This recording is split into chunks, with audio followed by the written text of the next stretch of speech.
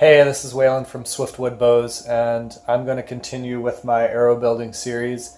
So in this video, I'm going to be showing how I prepare the feathers to be the fletching for the arrow. So I'm going to start here with a turkey feather. This is from a wild turkey. It's a primary flight feather. It comes from the wing. They're the long stiff flight feathers, and they work best for arrows because they're nice and strong and stiff, and they've got good oil on them. They're great. So before I show you how I split this, I want to talk about right wing versus left wing. Some people feel like it matters whether you use right wing or left wing feathers depending on which hand you shoot with. I don't feel like it makes a big difference. I just make sure that I have all right wing or all left wing on the same arrow, and I buy my feathers in big batches, and so they're always the same for a set of arrows. But just make sure that you've got all right wing or all left wing on the same arrow so that you're not messing up the arrow flight. Alright, so the first thing I do is I split the feather, and now there's two ways that you can go about this.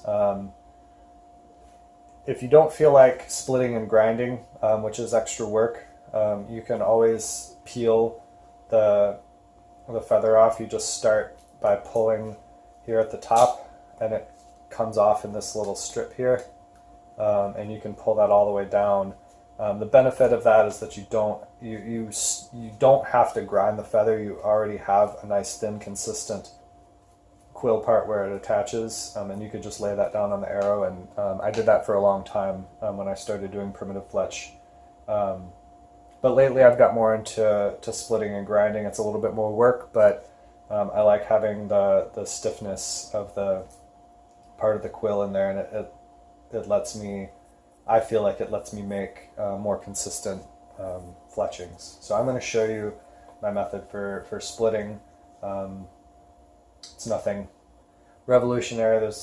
I've learned it from other guys. There's lots of people that do this. There's other videos that you can check out on it as well, but I just want to show you how I go about it. Let me pull the camera in here so you can see the details.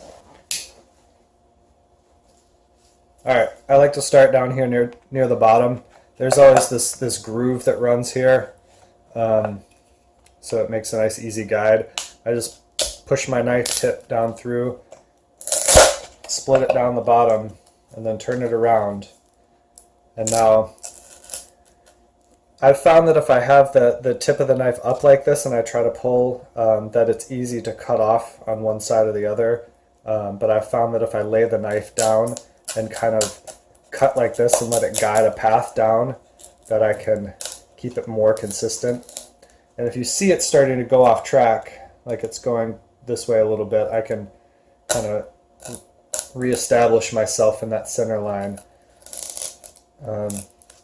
and keep slicing. And it should guide you straight out to the tip like that without going off either side. If you have to go off, you want to cut off through that side, not through this side.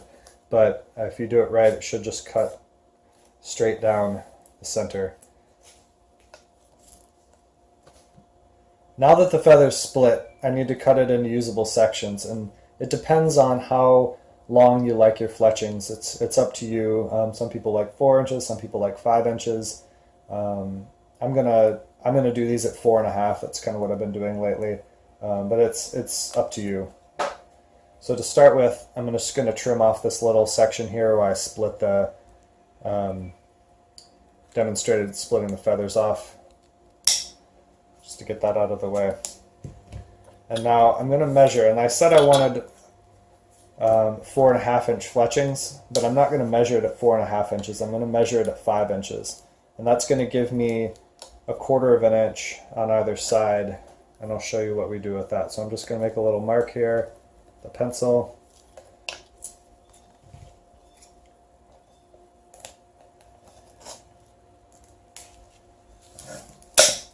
Cut it. So here's one fletching. Like I said, I'm going to get another one out of this. Try to leave this softer stuff off if I can. So there's measuring at 5 inches.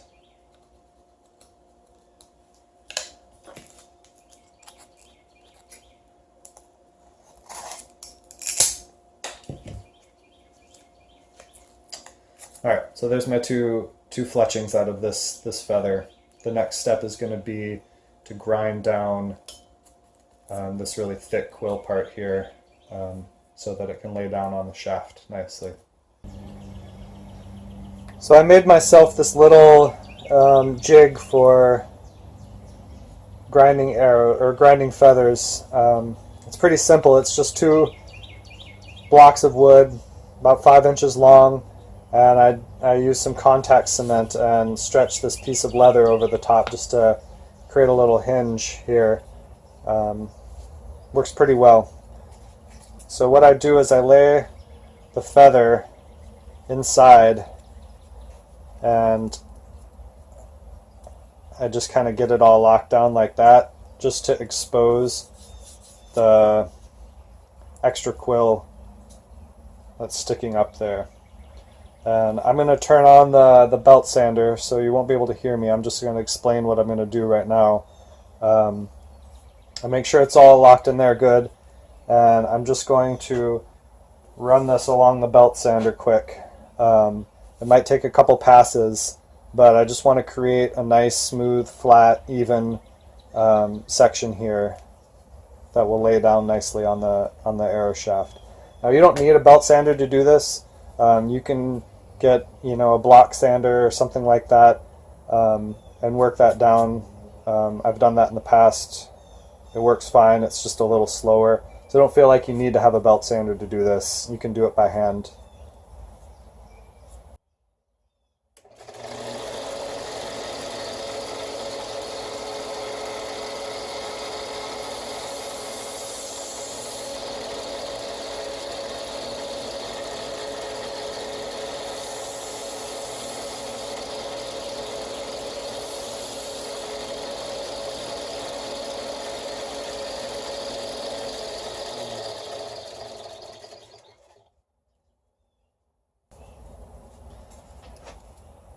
So this is the end result. You can just get this little chaff off of there. It's not going to hurt anything. Just a nice, smooth, clean, even feather.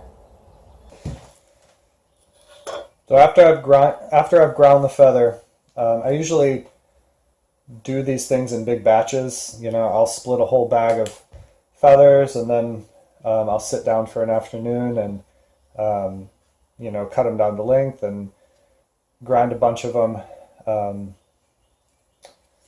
And so by this point I'll have a whole bag of pieces just like this. And so I usually do these in sets of 3 so they are all consistent and identical for a given arrow.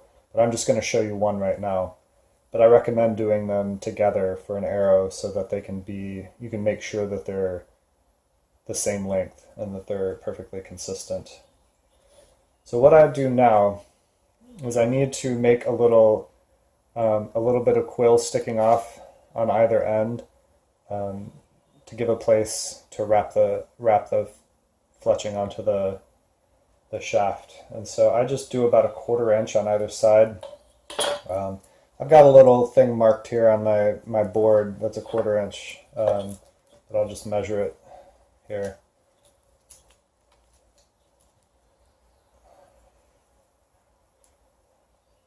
Just make a little mark on each end.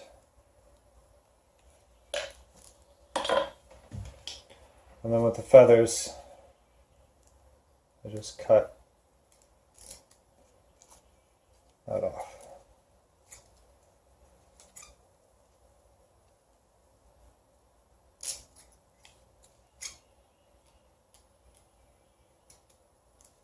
Like so.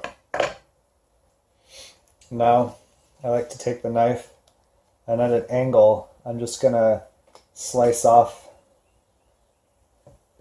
the end of it to create a smooth taper so that there's not a hump there. And I'll also take a hammer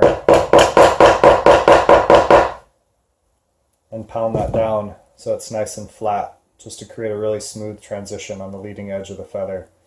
And then the last thing I'll do here, this isn't 100% necessary. You can leave them like this until you've got it all glued onto the arrow. But I like to just kind of do a rough cut. It's going to be smaller than this, so I don't have to make it perfect, but this just makes it easier to bind the feather onto the arrow without having all that extra stuff to work around. So like I said, I'll do a set of 3 of these, and I'll lay them out next to each other and make sure that they are the exact same length, just so that it looks good and flies good on the arrow. So we've got our feathers all prepared. The next step is going to be fletching the shafts, and that's what the next video is going to be about. So stick around and check that out. Thanks for watching, and let me know if you have any questions. Take care.